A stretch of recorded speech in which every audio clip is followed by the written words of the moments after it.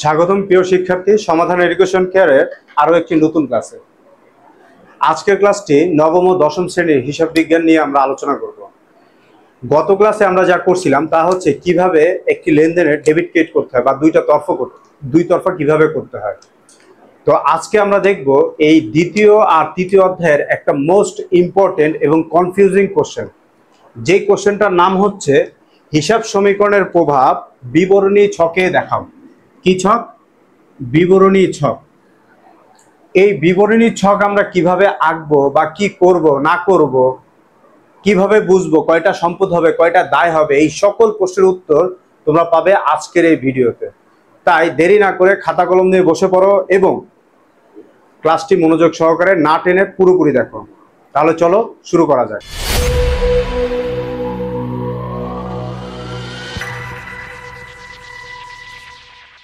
প্রথমে আমি তোমাদের যেটা বলতে চাচ্ছি, এখানে আমি তোমাদের এই পোস্টের সলভিং এর জন্য একটা কোশ্চেন বাছাই করছি, সেটা হচ্ছে রাজশাহী বোর্ড 2019। এই কোশ্চেন রাজশাহী বোর্ডের 2019 সালে এই কোশ্চেনটা দিয়ে প্রশ্ন করা হয়েছে, যেখানে তোমাদের প্রমাণ করতে বলা হয়েছে এ সমান সমান এল প্লাস ই, এইটা প্রমাণ করো। এখন এই প্রমাণের বিষয় আর হিসাব সমীকরণের প্রভাব বিবরণী ছকে দেখাও, এই দুইটা জিনিস সিমিলার কোশ্চেন, একই কোশ্চেন, জাস্ট দুইটা নামে আসছে, দুইটা ভিন্ন ভিন্ন নামে একই কোশ্চেন করা হয়েছে, এটার উত্তর সিমিলারই হবে, একই হবে দুইটার জন্য। তো এই বিবরণী ছকে হিসাব সমীকরণের প্রভাব আর এ সমান সমান এল প্লাস ই প্রমাণ করো, এই দুইটা জিনিস একই। তো এখানে যে কোশ্চেনটা ছিল সেই কোশ্চেনে 14 ও 20 তারিখের লেনদেন ব্যতীত করতে বলছিল এই সমাধানটা। তাই আমি 14 আর 20 তারিখের লেনদেন, তোমরা দেখো এখানে আমি দেইনি, তোমরা বোর্ড কোশ্চেনটা একটু বের করে দেখে নিবা তোমাদের সামনে। আর 14-20 তারিখের লেনদেন ব্যতীত যেহেতু করতে বলছে, তার জন্য আমি এখানে লিখে দিয়েছি যে এটা ছাড়া করতে বলছে। এখন এই কোশ্চেনগুলো আমরা সমাধান করব, কিভাবে করব তার আগে আমাদের একটা ছক আঁকতে হবে। একটা ছক তো অবশ্যই এঁকে নিতে হবে, নাহলে আমি কিভাবে করব।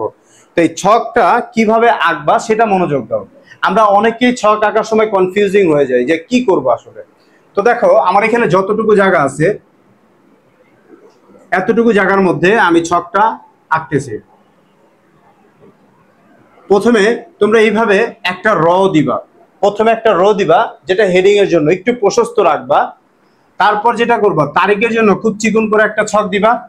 এরপর এই পাশে মন্তব্য লেখার জন্য একটু চিকন করে ছক দিবা। মন্তব্য দেওয়াটা ম্যান্ডেটরি না, তোমরা চাইলে এটা স্কিপ করতে পারো। এরপরে মালিকানা সত্ত্বের জন্য একই স্কেল পরিমাণ তোমরা একটা কলাম দিবা। আর একাধিক দায় যেন লিখতে পারো সেজন্য 2 স্কেল বা তার থেকে একটু বেশি বা এক স্কেলের থেকে একটু বেশি পরিমাণ জায়গা রাখবা। এরপর এইখানে একটা দাগ দিবা যেখানে সমান সমান দেয়া থাকবে। কি দেয়া থাকবে? সমান সমান।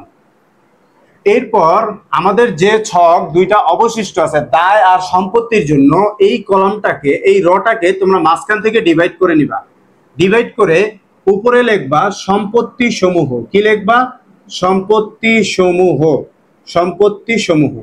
আর দায়ের ঘরে লিখবা দায় সমূহ। এখন দায় আর সম্পদ কখনোই কিন্তু আমাদের একটি বা দুটি হয় না।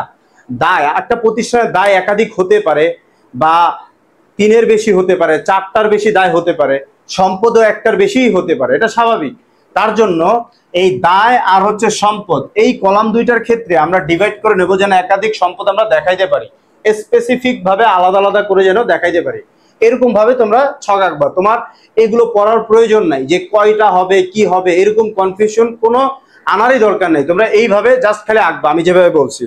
এরপর এখানে আমাদের যেটা ছিল মালিকানা সত্য, তো আমরা এখানে মালিকানা সত্য দিয়ে দিলাম। মালিকানা সত্য। দেখো আমাদের হিসাব সমীকরণ যে এ সমান সমান এল প্লাস ওই প্রমাণ করতে বলছে। এ হচ্ছে আমাদের কি? এ হচ্ছে আমাদের অ্যাসেটস মানে কি? সম্পদ। আর আমাদের এল হচ্ছে কি? এল হচ্ছে লাইবিলিটিস মানে হচ্ছে আমাদের দায়। আর ই হচ্ছে কি? আমাদের মালিকানা সত্য। এই হচ্ছে আমাদের টোটাল ALE। তো এই জিনিসটা আমি দিছি, দেখো সম্পদ, দায়, মালিকানা সত্য। এখন এইখানে তোমরা যখন ক্লোজিং দিবা, অর্থাৎ তোমাদের ছকটা যেখানে তোমরা শেষ করবা, সেইখানে দায় আর মালিকানা সত্ত্বের টাকা একত্রে নামাবা। কি বলছি আমি? দায় আর মালিকানা সত্ত্বের টাকা একত্রে নামাবা, আর সম্পত্তির টাকা একত্রে নামাবা। এই হচ্ছে তোমাদের বিষয়। তাহলে আমরা এবার অঙ্কটা শুরু করি। এখানে মন্তব্য তোমাদের ইচ্ছা, ম্যান্ডেটরি না, তোমরা চাইলে দিতে পারো, না চাইলে দেওয়ার দরকার নাই। এখন আমার কয়টা সম্পত্তি আছে, আমি প্রথম লেনদেনে যাব। প্রথম লেনদেনটা যদি আমরা একটু পড়ি, দেখো এখানে কি বলছে। নওশাদ এন্টারপ্রাইজের 2016 সালের মে মাসের নিম্নোক্ত লেনদেন, অর্থাৎ লেনদেনগুলো নিচে দেওয়া হলো। মে 1 নগদ 60,000 টাকা, আসবাবপত্র 15,000 টাকা ও ব্যাংক ঋণ। এখানে একটি দায় আছে, দেখো তাহলে আমাদের এখানে দায় সমূহের ঘরে আমরা দায়কে ডিভাইড করব। আর প্রথম লেনদেনে আমার সম্পদ আছে দুইটা, একটা নগদ, একটা আসবাবপত্র। তো এখান থেকে আমরা বুঝলাম প্রথম লেনদেনের জন্য আমার দুইটা সম্পদ লাগবে, একটা দায়ের ঘর লাগবে। এখন ব্যাংক ঋণ তো আমাদের দায়, দায় সমূহের ঘরে দায়টাকে আমরা ডিভাইড করে ফেলবো। দায়টাকে ডিভাইড করে আমরা এখানে লিখবো ব্যাংক ঋণ। কি লিখবো? ব্যাংক ঋণ দিয়ে দিলাম আমরা ব্যাংক ঋণ। আর সম্পদ আমাদের এখানে দুইটা ছিল, তাহলে দুইটার জন্য দুইটা ছক আঁকলাম। একটা হচ্ছে কি আমাদের নগদ, আরেকটা হচ্ছে কি আমাদের আসবাবপত্র। আসবাবপত্র দিলাম, আসবাবপত্র। এরপর আমাদের এখানে তারিখটা দিয়ে দিলাম তাং। তো প্রথম লেনদেন আমাদের যা যা ছিল আমরা একটা একটা করে বসাবো। তো আমাদের এখানে হচ্ছে এটা 2016 সাল মে 1। তো প্রথম লেনদেন আমাদের কি কি ছিল? 60,000 টাকা নগদ ছিল। বিষয়টা হচ্ছে তোমরা যদি ডেবিট ক্রেডিট করে নাও তাহলে তোমাদের জন্য এটা ইজি হবে বসানোটা। কিভাবে বসাবা দেখো, আমরা যদি এটা লেনদেন করি তাহলে আমাদের নগদ হিসাব কি হবে? ডেবিট। আসবাবপত্র আমাদের কি হবে? আসবাবপত্র আমাদের হবে ডেবিট। ডেবিট হলো। এরপর ব্যাংক ঋণ, যেটা আমাদের দায় আছে, ব্যাংক ঋণ হিসাব ক্রেডিট হবে। এরপর আমাদের এখানে হবে মূলধন হিসাব। আচ্ছা, এখানে মূলধন হিসাব কোথা থেকে আসলো? মূলধন হিসাব কিভাবে আসলো? দেখো আমরা বলছিলাম যে ব্যবসায় মাসের শুরুতে সাধারণত শুরু করে। দেখো এখানে বলছে সে কিন্তু ব্যবসা শুরু করছে, এই লেনদেনগুলো তার এখানে দেয়া হইলো। এই যে এত টাকা নিয়ে ব্যবসা শুরু করে।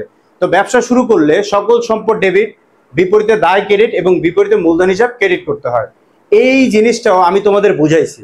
যারা যারা আমার প্রথম বেসিক ক্লাসটা দেখো নাই, বা ডেবিট ক্রেডিট কিভাবে করতে হয় এর আগের ক্লাসটা যারা দেখো নাই, তারা একটু আমার ডেসক্রিপশনে লিঙ্ক দেওয়া থাকবে, সেই ভিডিওটা একটু দেখে আইসো, তাহলে তোমরা বুঝতে পারবা কিভাবে এখানে মূলধন ও ব্যাংক ঋণ আসলো। তো আমার নগদ আর আসবাবপত্র এটা বৃদ্ধি পাইছে, তাই কারণে আমার কি হয়েছে? ডেবিট হয়েছে। তাহলে আমরা নগদের ঘরে টাকা বসাবো। তো নগদের টাকার পরিমাণ ছিল কত? 60,000 টাকা। তাহলে আমরা নগদের ঘরে বসাইলাম 60,000 টাকা। এরপর আমার আসবাবপত্র কত টাকা ছিল? আসবাবপত্র ছিল আমার 15,000 টাকা। তাহলে এইখানে আমরা বসাবো 15,000 টাকা। এরপর আমার ব্যাংক ঋণ ছিল আমার কত টাকা? ব্যাংক ঋণ ছিল আমার 20,000 টাকা। তাহলে ব্যাংক ঋণের ঘরে আমরা 20,000 টাকা বসাবো। গেল এতটুকু। এখন কথা হচ্ছে মূলধনটা তো আমার এখনো বাকি আছে। মূলধন কোথায় যাবে? দেখো মূলধন আসবে মালিকানা সত্ত্বের ঘরে। মালিকানা সত্ত্বের ঘরে মূলধন আসবে কিভাবে? কারণ আমরা জানি মালিকানা সত্ত্ব চারটা উপাদানের উপর প্রভাবিত হয়। একটা হচ্ছে সি, একটা হচ্ছে আই, একটা হচ্ছে মাইনাস ডি, একটা হচ্ছে মাইনাস ই। এখন কোনটা কি? সি হচ্ছে আমাদের মূলধন, আই হচ্ছে আমাদের আয়, ডি হচ্ছে আমাদের উত্তোলন, আর ই হচ্ছে আমাদের ব্যয়। তার মানে আমি যদি একটু নোট ডাউন করি, যেমন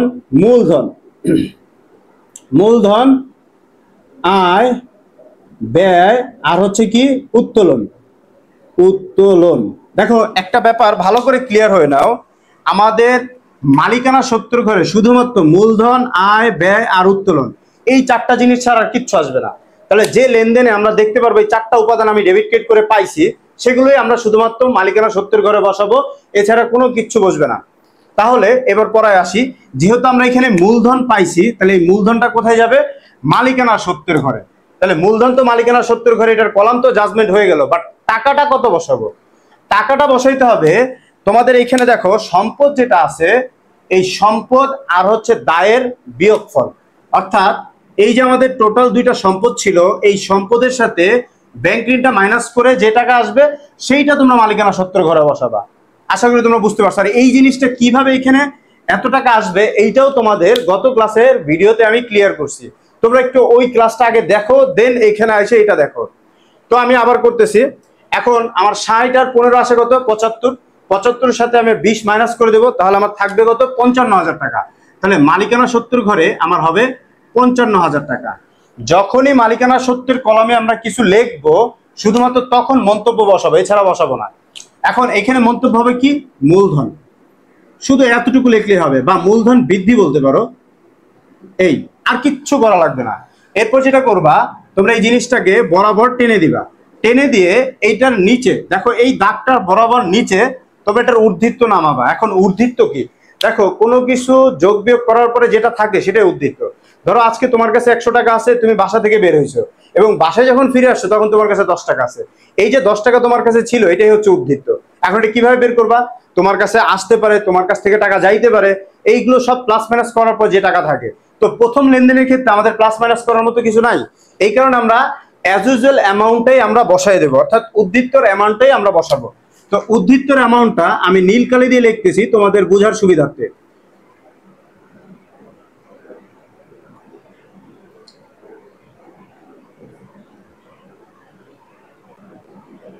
এই হচ্ছে আমাদের উদ্ধৃত্ত নামানো হয়ে গেল প্রত্যেক লেনদেনের। প্রত্যেক তারিখ শেষে তোমরা এই উদ্ধৃত্তটা নামাবা। দেখো আমি যেটা বিশ্বাস করি, অনেকে তোমাদের বলবে যে উদ্ধৃত্ত বের করার প্রয়োজন নাই। হ্যাঁ, প্রয়োজন নাই, উদ্ধৃত্ত বের করার প্রয়োজন নাই যদি তুমি তোমার প্রতি কনফিডেন্স হও যে তোমার কোথাও ভুল হয় নাই।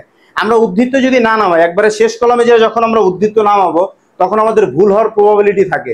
আর প্রত্যেক লেনদেনে যদি আমরা জেডটা টেনে যাই, উদ্ধৃত্তটা টেনে যাই, তাহলে আর এই সম্ভাবনাটা থাকে না। তাই তোমরা এই জিনিসটা ফলো করবা, প্রত্যেক তারিখ শেষে উদ্ধৃত্তটা নামায় ফেলবা। তো আমাদের প্রথম লেনদেনের জাবেদা করা ডান। এরপর আমাদের দ্বিতীয় লেনদেন। এখন দ্বিতীয় লেনদেনে কি বলছে দেখো, তোমরা যদি একটু খেয়াল করো, বাকিতে পণ্য বিক্রয় 25,000 টাকা, বাকিতে পণ্য বিক্রয়। এখন এটা ডেবিট ক্রেডিট যদি আমি করি তাহলে কি হবে, দেখো বাকিতে পণ্য বিক্রয় করলে আমাদের কি হয়, আমি একটু ডেবিট ক্রেডিটটা করে তোমাদের দেখাচ্ছি। যদি আমি বাকিতে পণ্য বিক্রয় করি তাহলে আমার হবে কি দেনাদার, দেনাদার কি আমার সম্পদ, আর বিক্রয় আমার কি আয়। তাহলে আয় বৃদ্ধি পেলে কি হয়, আয় বৃদ্ধি পেলে আমাদের হয় ক্রেডিট, আর সম্পদ বৃদ্ধি পেলে কি হয়, সম্পদ বৃদ্ধি পেলে হয় ডেবিট। তার মানে এখানে সম্পদের ঘরে দেনাদার নামে আরেকটা সম্পদ আনতে হবে। তো আমরা এখানে প্রথমে দেনাদার দিয়ে দিলাম, দেনাদার, দেনাদার দিয়ে দিলাম। এখন দেনাদারের ঘরে আর হচ্ছে বিক্রয়, বিক্রয় আমার কি, দেখো বিক্রয় হচ্ছে আমার আয়। এখন আয় হইলেই মালিকানা সত্ত্বের ঘরে বসবে। তাহলে এই লেনদেনের যে টাকার অ্যামাউন্ট আছে 20,000 টাকা, 25,000 টাকা, এই 25,000 টাকা কোথায় কোথায় বসাবো, 25,000 টাকা আমরা প্রথমে তারিখটা দিয়ে নেই, এটা হচ্ছে মে 5 তারিখ, তাহলে মে 5। তাহলে দেনাদারের ঘরে বসবে 25,000 টাকা, দেনাদার বৃদ্ধি পাইছে তার জন্য যোগই থাকবে। এখন আয়, এই আয়টা মালিকানা সত্ত্বের ঘরে বসবে। প্রশ্ন হচ্ছে মালিকানা সত্ত্বের ঘরে প্লাস হবে না মাইনাস হবে। দেখো আয় এমন একটা জিনিস যেখানে প্লাসও হইতে পারে মাইনাসও হইতে পারে। কখন, যদি আমার আয় বাড়ে, আয় যদি বাড়ে তাহলে আমরা যোগ করব, কি করব, যোগ। আর যদি আমার আয় কমে যায় সেক্ষেত্রে আমরা কি করব, সেক্ষেত্রে আমরা বিয়োগ করব। এখন বিক্রয়ের ফলে আমার আয় কিন্তু বাড়ে, এই কারণে আমরা এখানে যোগ করব। তাহলে এখানে হবে কত টাকা, 25,000 টাকা। আর যখনই আমি মালিকানা সত্ত্বের ঘরে কিছু লিখবো তখন তোমাকে কি বলছি এখানে লিখতে, তো এখানে তোমরা লিখে দাও আয় বৃদ্ধি। মন্তব্য তখনই দিবা, মন্তব্য প্রতি লেনদেনে দেয়া ম্যান্ডেটরি না, তোমরা যে লেনদেনে ইচ্ছে হবে দিবা, যেখানে হবে না দিবা না। তোমরা মন্তব্য এড়াইতে পারবা, স্কিপ করতে পারবা। তো আমার তারিখ শেষ, 5 তারিখের কাজ শেষ। এখন আমরা উদ্ধৃত্ত নামায় ফেলবো। 60,000 টাকা নগদে ছিল, এটার কোনো কাজ আমরা করি নাই, মানে এই ঘরে কিছু বসে নাই। যখন এই কলামে কিছু বসবে তখনই কাজ করব। এখন এইখানে 15,000 টাকা অ্যাজ ইউজুয়াল আমরা বসাবো। 25,000 টাকা দেনাদারের, এইটাও প্রথমবার আসছে, এটা বসাই দেবো। 20,000 টাকার কোনো পরিবর্তন আসে না, এটাও এখানে বসাবো। কিন্তু মালিকানা সত্ত্বের কলামে দেখো আগে 55 ছিল, এখন নতুন আরেকটা অ্যামাউন্ট আসছে, সেটা হচ্ছে 25,000 টাকা। তাহলে এই 55 আর 25 কত হয়, 80,000 টাকা। এই 80,000 টাকা যোগ করে আমরা নামাই দিলাম। আমি তোমাদের আগেই বলছি যে কখন যোগ হবে কখন বিয়োগ হবে, আয় আর ব্যয় এই দুইটা ক্ষেত্রে একটু এই জিনিসটা খেয়াল রাখতে হবে। আমাদের যদি ব্যয় বাড়ে তাহলে আমরা মালিকানা সত্ত্বের সাথে বিয়োগ করব, আর যদি আমাদের ব্যয় কমে সেক্ষেত্রে আমরা কি করব, সেক্ষেত্রে হচ্ছে আমরা প্লাস করব। এই জিনিসগুলো তোমাদের মাথায় রাখতেই হবে। এর পরবর্তী লেনদেনটা দেখো, পরবর্তী লেনদেনে আমাদের তাহলে এখন 5 নম্বর তারিখ শেষ। এখন 10 তারিখে কি বলছে, ব্যাংক ঋণ পরিশোধ। এই যে এখানে আমি কি করলাম, ঋণ পরিশোধ করলাম। দেখো ঋণ যদি আমরা পরিশোধ করি তাহলে এটা ডেবিট ক্রেডিট কি হয়, প্রথমে আমরা এটা একটু যাচ করি যে ঋণ পরিশোধ করলে কি হয়। আমি যখন ঋণ পরিশোধ করি তখন আমার টাকা কিন্তু চলে যায়। একই সাথে আমার কাছে ব্যাংকওয়ালা টাকা পাইতো, যারা আমার কাছে টাকা পায় তারা আমার কাছে, আর আমার জন্য কি দায়। তাহলে আমার এখানে দায় কমে গেল। তাহলে দায় যদি হ্রাস পায় তাহলে কি করতে হয়? ডেবিট। তোমাদেরকে আমি দেখাইছি। তাহলে এখানে আমরা ব্যাংক ঋণ হিসাব কি করব? আমরা ব্যাংক ঋণ হিসাব করব ডেবিট। ব্যাংক ঋণ হিসাব ডেবিট। এরপর আমার নগদ টাকা চলে গেছে, নগদ টাকা আমার কি সম্পদ, এটা আমি অন্য কাজে ব্যবহার করতে পারতাম। এখন যেহেতু চলে গেছে তাহলে সম্পদ হ্রাস পেলে কি হয়? ক্রেডিট। তাহলে এখন আমরা কি করব? নগদান হিসাব ক্রেডিট করব। নগদান হিসাব ক্রেডিট। তাহলে নগদের ঘরে আমার একটা অ্যামাউন্ট আসবে, আর একটা অ্যামাউন্ট কোথায় যাবে? ব্যাংক ঋণ। এখন ব্যাংক ঋণ আমার কি হয়েছে? হ্রাস পাইছে, নগদ টাকাও হ্রাস পাইছে। যখন হ্রাস পাবে তখন আমরা বিয়োগ করে দেব, যখন হ্রাস পাবে তখন বিয়োগ করে দেব। কিন্তু আয় আর ব্যয়ের ক্ষেত্রে হ্রাস বৃদ্ধি কখন যোগ হবে বিয়োগ হবে এটা নির্ভর করে কমছে না বাড়ছে সেটার উপরে। তোমরা এটা খেয়াল করবা, এই বিষয়টা একটু ভালো করে খেয়াল করো। তো যাই হোক, আমি এই লেনদেনটা ক্লিয়ার করতেছি। ব্যাংক ঋণ যদি আমরা পরিশোধ করি, আমার ঋণ পরিশোধ করছি আমি কত টাকা? পরিশোধ করছি আমাদের 10 তারিখে 16,000 টাকা। তাহলে এখান থেকে ব্যাংক ঋণ থেকে আমরা 16,000 টাকা মাইনাস করব। যেটা মাইনাস করবা সেটা অবশ্যই ব্র্যাকেটে রাখবা। আর আমার নগদ টাকাও 16,000 টাকা কমে যাবে। তাহলে এইখানে 16,000 টাকা করবো আমরা মাইনাস। এটার তারিখ কত? মে 10 গেল আমার এইটা। এখন দেখো এখানে কিন্তু মালিকানা সত্ত্বর ঘরে কিছু বসে নাই, তাই আমরাও এখানে কিছু বসাবো না। তারপর আমরা উদ্ধৃত্ত নামাবো, মন্তব্যের ঘরে আমরা কিছু বসাবো না। 80,000 টাকা আমাদের ছিল, বসাই দিলাম 80,000 টাকা। এরপর এখানে দেখো 16,000 টাকা মাইনাস হয়েছে, 20 থেকে 16 মাইনাস করো, এইটা থেকে এটা মাইনাস করো, কত টাকা হয়? মাইনাস করলে থাকবে তোমার কাছে 4,000 টাকা অবশিষ্ট। 4,000 টাকা বসাই দিলাম। এইটার কোনো কাজ হয় না, এই কলমে কিছুই বসে নাই, তার জন্য 25,000 টাকা অ্যাজ ইউজুয়াল বসবে। আসবাবপত্রে 15,000 টাকা অ্যাজ ইউজুয়াল বসবে। এরপর 16 থেকে 60 মাইনাস করলে কত থাকে? 44,000 টাকা। এই 44,000 টাকা এখানে বসবে। এই গেল আমাদের কত তারিখের সমাধান? 10 তারিখ। তাহলে আমাদের 10 তারিখও হয়ে গেল। এখন আমাদের আছে কত? 28 তারিখ। দেখো 28 তারিখ কি বলছে? প্রাপ্য হিসাব 10,000 টাকা পাওয়া গেল। প্রাপ্যটা কি আমাদের? প্রাপ্যটা হচ্ছে আমাদের দেনাদার। দেনাদারের আরেকটা নামই হচ্ছে প্রাপ্য। তো আমরা এখানে কিন্তু অলরেডি দেনাদার দিয়ে রাখছি, আর লেখা লাগবে না। দেনাদারের আরেকটা নাম প্রাপ্য। এখন এটা যদি আমি ডেবিট ক্রেডিট করি, দেখো যার কাছে দেনাদারের কাছে আমি টাকা পাইতাম সে আমার সম্পদ ছিল, এখন দিছে কমে গেছে, তার মানে আমার দেনাদার কমে গেল। দেনাদার যদি হ্রাস পায় তাহলে আমাদের কি করতে হবে? দেনাদার হিসাব ক্রেডিট করতে হবে। আর আমি যেহেতু নগদ টাকা পাইছি, আমার সম্পদ বাড়ছে, তাহলে নগদান ডেবিট। তো এখানে আমরা করব কি? নগদান হিসাব ডেবিট। আর হচ্ছে কি? দেনাদার বা প্রাপ্য হিসাব লিখবা, তাহলেই হবে দেনাদার হিসাব ক্রেডিট। তো যেহেতু ক্রেডিট করছি তার মানে আমার সম্পদ কমে গেছে। তাহলে কত টাকা আমি পাইলাম? 10,000 টাকা। দেনাদার কোথায় আছে সেখান থেকে 10,000 টাকা কি হবে? মাইনাস হবে। এরপর আমি আমার নগদান হিসাব ডেবিট, এটাও আমার সম্পদ, এটাও আমার সম্পদ। এই সম্পদ বাড়ছে, নগদ সম্পদ বাড়ছে, তাহলে নগদ সম্পদের ঘরে 10,000 টাকা বসায় দিলাম। তারিখ কত ছিল এটা? আমাদের তারিখ হচ্ছে 28 তারিখ। তাহলে এখানে আমরা লিখবো মে 28। আমাদের হয়ে গেল। এখন এটার জেন নামাবো। জেন নামাই আমরা। যে যদি আমরা নামাই তাহলে দেখো কত টাকা হয়? 80,000 টাকা। এরপর এখানে 4,000 টাকা ব্যাংক ঋণ অবশিষ্ট ছিল, 4,000 টাকা বসাই দিলাম। 25 থেকে 10 মাইনাস করতে হবে, 25 থেকে 10 মাইনাস করলে 15,000 টাকা থাকবে। তারপর এখানে থাকবে 15,000 টাকা, এটা আগে থেকেই ছিল। এরপর এখানে 44 আর 10 যোগ করলে কত হবে? 54,000 টাকা। এই হচ্ছে আমাদের 54,000 টাকা। এখন দেখো আমি তোমাদের কি বলছিলাম? আমাদের এই সম্পদ আর দায় আমাদের প্রমাণ করতে হবে। এ সমান সমান এল প্লাস ই, মানে দায় আর মালিকানা সত্ত্ব যোগ করলে যা হবে সেটা সম্পদও হবে। তাহলে 80 আর 4 কত হয়? 84,000 টাকা। তাহলে আমরা 84,000 টাকা প্রথমে বসাই দিলাম এইখানে। এরপর সম্পদগুলো যা আছে এগুলো যোগ করো, 15, 15, 30 আর 54 কত হয়? 84,000 টাকা। দেখো আমাদের প্রমাণ অনায়াসে হয়ে গেল। এই হচ্ছে আমাদের সম্পদ ও দায়ের পরিমাণ সমান সমান। আশা করি তোমরা বুঝতে পারছো কখন যোগ হবে কখন বিয়োগ হবে। দেখো বিয়োগের ব্যাপারটা তোমাদের আরেকবার ক্লিয়ার করে দিচ্ছি। মূলধন আসলেই তোমরা কি করবা? মালিকানা সত্ত্বর ঘরে প্লাস করে দিবা। মূলধন আসলেই মালিকানা সত্ত্বর ঘরে প্লাস, উত্তোলন হলেই মালিকানা সত্ত্বর ঘরে মাইনাস। কিন্তু আয় আর ব্যয়ের ক্ষেত্রে তোমাদের ভাবতে হবে কখন মাইনাস হবে কখন প্লাস হবে। আয়ের ক্ষেত্রে যখন তোমার আয় বাড়বে তখন প্লাস করবা, আর যখন তোমার আয় কমবে তখন বিয়োগ করবা। আর ব্যয়ের ক্ষেত্রে যখন তোমার বাড়বে তখন বিয়োগ করবা, আর যখন তোমার কমবে তখন যোগ করবা। বিপরীত, আয় ব্যয় বিপরীত ধর্ম। তো এই গেল হচ্ছে তো টোটাল আমাদের সম্পূর্ণ বিষয়, যে বিষয়টা তোমরা বাসায় এখন এই কোশ্চেন এবং এই এই নিয়ম অনুযায়ী, এই প্রসেসিং অনুযায়ী তোমরা যদি এখন বাসায় বসে অন্য কোশ্চেন প্র্যাকটিস করো, আমি মনে করি তোমাদের এই প্রশ্নটার ক্ষেত্রে আর কোনো প্রবলেম থাকবে না, আশা করি। অবশ্যই ডেবিট ক্রেডিট করে তারপরে করবা। প্র্যাকটিস মানুষকে কি করে, পারফেক্ট করে। আমি তোমাদের শুভ দিন কামনা করছি। আজকে এই ক্লাসটা আমরা এখানে শেষ করতে যাচ্ছি, দেখা হবে আবার আগামী ক্লাসে। সেই পর্যন্ত সবাই ভালো থাকো। যাদের আমার ক্লাসটা ভালো লাগছে তারা লাইক করো, কমেন্ট করো এবং বন্ধুদের সাথে শেয়ার করো। নতুন নতুন ক্লাস পাওয়ার জন্য সাবস্ক্রাইব করে আমাদের সাথেই থাকো। আর যারা লাইভে আমাদের সাথে যোগ হতে চাও তারা ফেসবুক পেজটি ফলো দিয়ে রাখো। ইনশাল্লাহ আমরা খুব শীঘ্রই লাইভে আসবো। সেই পর্যন্ত তোমরা ভালো থাকো। তাহলে খোদা হাফেজ।